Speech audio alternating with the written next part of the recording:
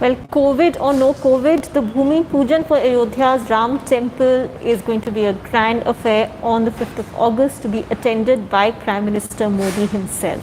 Well, who else is invited to this grand ceremony? What are the government's plan and what is the trust that was set up under the centre doing? How far has the work reached and how much funds have been collected so far? Let's try and find out answers to all these questions in this live episode of Government Matters. I have with me Maushmi Das Gupta, who did in fact a story today on an exclusive story on who would be attending this I was going to say festival, well it's almost like a festival for them, but this event. So do log on to our website ThePrint.in and also start sending your questions right away. Maushmi, so let's begin with who will attend and who is being conspicuously left out. Ruhi, as we all know now, Prime Minister Narendra Modi will be there to participate in the Bhumi Pujan ceremony. But apart from him, the Ram Janambhoomi Tirtha Kshetra Trust, the trust that was set up to oversee the implementation of the temple, has drawn a list of 200 invitees. Because of the COVID pandemic, the number of invitees have been limited to 200. So prominent among the invitees are, of course, senior BJP, VHP and RSS leaders who were part of the Ram Janambhoomi movement. Senior BJP leader, party patriarch Lal Krishna Advani has been invited, Murli Manohar Joshi, Uma Bharti, former UP Chief Minister Kalyan Singh has been invited. Apart from that, prominent Muslim leaders including Zafar Farooqi, who is the chairman of the UP Sunni Central Waqf Board, has been invited. Then Wasim Rizvi, who is the chairman of the Shia Waqf Board, has been invited. One interesting inclusion is that of Iqbal Ansari, who is one of the main litigants in the Ayodhya dispute case. In fact, Ansari is Ansari's father was one of the main litigants in the Ram Janambhoomi Ayodhya dispute, Babri Masjid dispute matter. So he has been invited. But the trust has not invited any political parties, any leaders from the opposition parties. So they are saying that they don't want to differentiate between different political parties. It will be difficult to pick and choose. And Lord Ram is, everybody is. Yeah, everybody. So those who have not been invited, they can pray from wherever they are. But they are deliberately not inviting any political parties, from the opposition or otherwise. Only exception that has been made is that MPs and MLAs from Ayodhya, Faizabad and adjoining areas have been across party lines. Yeah, across party lines have been invited. And one of the exception is the BSP MP from Ambedkar Nagar constituency, Ritesh Pandey, who has been invited. Then the BJP MP from Faizabad, Lallu Singh. The BJP MLA from Ayodhya have been invited. So basically, political public representatives from Ayodhya, Faizabad region. UP Chief Minister Yogi Adityanath will be there along with his two deputy chief ministers and some of his cabinet colleagues like Tourism Minister Neelkant Tiwari. UP Governor Anandiben Patel would be there. So will spiritual guru Ramdev. He has been invited. Representatives from Chinmaya Mission, from Ramakrishna Mission have also been invited. So, Maushmi, what will the PM do? Because what is the PM's schedule going to be like?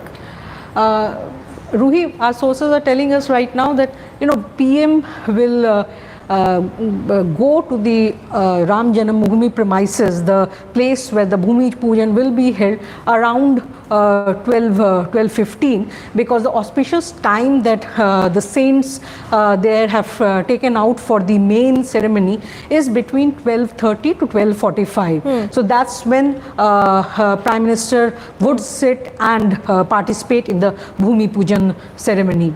Right. And what role is the trust playing as of now, which has been, the Supreme Court had mandated a trust be set up under the center. So what exactly is the trust doing? Basically, Ruhi, the trust is coordinating everything. They are overseeing all the arrangements there.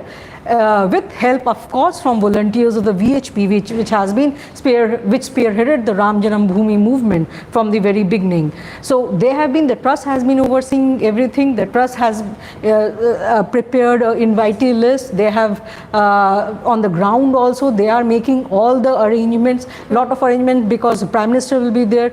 There is an elaborate security paraphernalia that needs to be put in place. Of course, the UP government will be helping with that. But other than that, for the other invitees and how the movement will be, because because of the outbreak, protocols needs to be followed. Right. So people will have to maintain social distancing and all that. So they are arranging everything, the minute details on the ground. Right. So what about BJP stalwarts like Mr. L.K. Advani, Mr. Murli Manohar Joshi, who really led the Ram Janambhoomi movement? So all of them have been invited, and our sources are telling us that they have given the confirmation also to attend. Lal Krishna Advani would be there, Murli Manohar Joshi, Uma Bharti, Sadhvi Ritambara, Vinay Katiyar, UP Chief Minister Kalyan Singh. But they'll all be there as invitees more than performing any puja? See, puja will be performed only by a limited number of people, because you can't have, too many people crowding there. But they have all been, they are all invitees who will be there, around the main place where the event is happening, where the ceremony is happening. Right. Let's start taking some viewer questions, Moshmi. What role does the Shiv Sena Uddhav Thackeray play in the upcoming event? So, Uddhav Thackeray in an interview did create a bit of a controversy as far as the BJP is concerned, when he said that it can be done via video conferencing. Yeah, so Maharashtra Chief Minister did say that, but VHP along with the trust members have vehemently said that, this is something which can't be even discussed, because this is one moment that they have been waiting for all these years, and because of the COVID situation, they are limiting the numbers of guests who will be coming there, but there is no way that the Bhumi Pujan ceremony can be conducted online. And on their part, the trustees have said that they are not inviting any political party. But surely Shiv Sena, Moshmi, was quite instrumental in this entire movement, so they could have made an exception for the Shiv Sena. We were talking to some of the trust members, and they are saying that it will be very different. It will be very difficult, as in, how do you just pick one political party and leave out another? It would create another set of controversy. So that's why it was decided that, to be on the safer side, and not invite any. Yeah, not to invite any political party. But then they are saying that this is what the trust has decided. If UP Chief Minister sends a separate invitee list to some people, then right. That's up to him. Yeah, it's up to them. Tarush, who is paying for the puja and for the mandir construction? So, this brings us to an important question about the funding. Where does the trust stand as far as the funding is concerned? Ruhi, as you know, earlier, before this new trust was set up, there was a Ram Janambhoomi Nyas, which was set up by the VHP, and the trust had been working despite the case being sub judice. The trust had been working on the ground, preparing for the temple construction, and they had collected donations. So they had collected when the new trust was set up. The old trust had donations. They had left. They were left with around 10 crore rupees in their corpus, which they subsequently transferred to the new trust. So as of now, the new trust doesn't has, they have roughly around 10 to 15 crore in their corpus. So they are planning to go on a massive drive to raise donations from the public. In fact, they are planning an all India movement where their volunteers will go and create awareness and tell people to contribute for temple building. Right. There's a question from Narsimha Shinoy. Why has Uddhav Thackeray suddenly toned down his stance on the Ram Mandir? Surely one wouldn't have expected the Shiv Sena to say this in the 90s, not that this video conferencing was available then in the way it is today, but to say that, it can, very casually saying it could be done via video conferencing.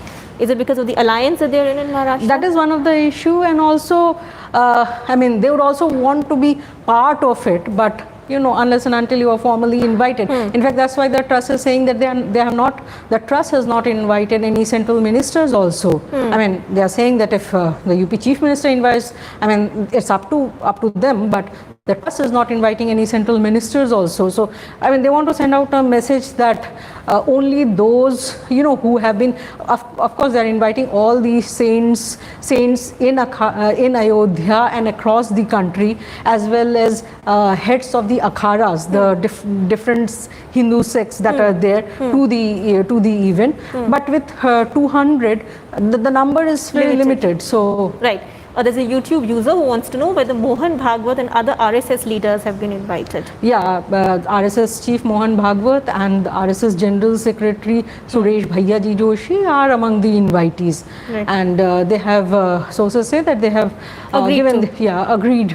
Because for them also, building the Ram temple has been very high in their agenda. Right. In fact, even in the BJP agenda, even in the BJP manifesto, it was there. Absolutely. And this has been at the crux of BJP's rise in national politics. In the first term, when Narendra Modi took over as Prime Minister, it was there in the manifesto then also. But during his first term, I mean, there was not much that the government could do about it. Right. But there was, of course, pressure from the RSS, from all the, BJP affiliates to, push the temple construction. Right. There's another question from a YouTube user. What about Subramaniam Swamy? Is he on the invitee list? As of now, no.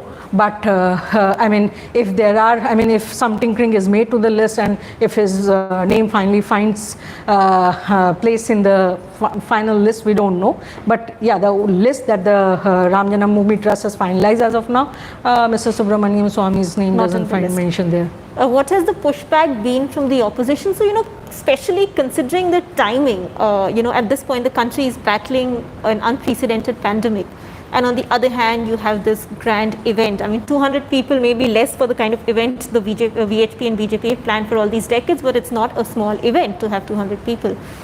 Has there been any pushback from the opposition, or are they just being cautious about it? No, right now it's like wait and watch policy. Nobody has said anything because, of course, we have to realize that even the opposition won't want to be seen as somebody who is protesting or opposing something to do with Ram Temple in these highly polarized times. So the opposition is also, as of now, they have kept mum. Apart from what Uddhav Thackeray has said that there should be a virtual, the ceremony should be a virtual one. But other than that, most of the political parties have kept quiet. Yeah, have kept quiet on. Right. So Maushami, give me a sense of what the bureaucracy is talking about, because you do cover a lot of ministries, you cover the government in a fair bit of detail, because at this point, the idea is to have all energies and all everything focused on battling the pandemic, including the Prime Minister's own energy and focus. But is there a sense that somewhere it is getting diverted towards this issue and cause? In UP, of course, for the 3 days between August 3 and August 5 when the actual event is happening, most of the government machinery would be diverted towards making arrangements and ensuring that the event passes off smoothly. So of course, it will come in the way of, the workforce which could have been in the field making, plans for, arranging for COVID, looking at the COVID-19 infrastructure and stuff. They would be diverted towards this. Right. But, the government, the UP government and the center, the BJP-led central government also was, they are pushing for it. Yeah, they have been pushing for it. So right. Ankur Kundu, is it not feasible for other temple trusts in the country to fund the temple? So is this, is it possible for other temples to contribute? There are so many other temple trusts. Is it possible to raise money from there? Yeah, anybody and everybody can donate to the trust. The trust has opened a bank account. In fact, because of the pandemic, they are going around, they are creating awareness and they are going and, communicating to the public that you don't have to, come physically to Ayodhya to donate. You can, transfer money online, pay online, send your money by post. So, anybody and everybody can donate, and the trust and the volunteers of BHP are going to go all out asking for donations, asking for contribution for the temple construction, because Ruhi, the trust has again set a 2024 deadline Right. for completing the temple. And which So is coincidentally also when the next Lok Sabha elections are due. Or not so coincidentally. Yeah, so they don't have much time. So just after the Bhumi Pujan ceremony gets over, I mean the temple construction will start with full force, and I mean that's when the money will, I mean they will also, I mean be needing the money. So Right, right. Well, a very interesting list of who has made it to the invitee list of the groundbreaking ceremony of the Ram temple in Ayodhya. Moshmi bringing us those details. We have a lot more questions, Moshmi, but most of those questions are around who's attending, who's not attending, for which I think you've given a detailed answer already. So thank you so much for watching Government Matters and for sending in your questions. Keep subscribing to our YouTube channel.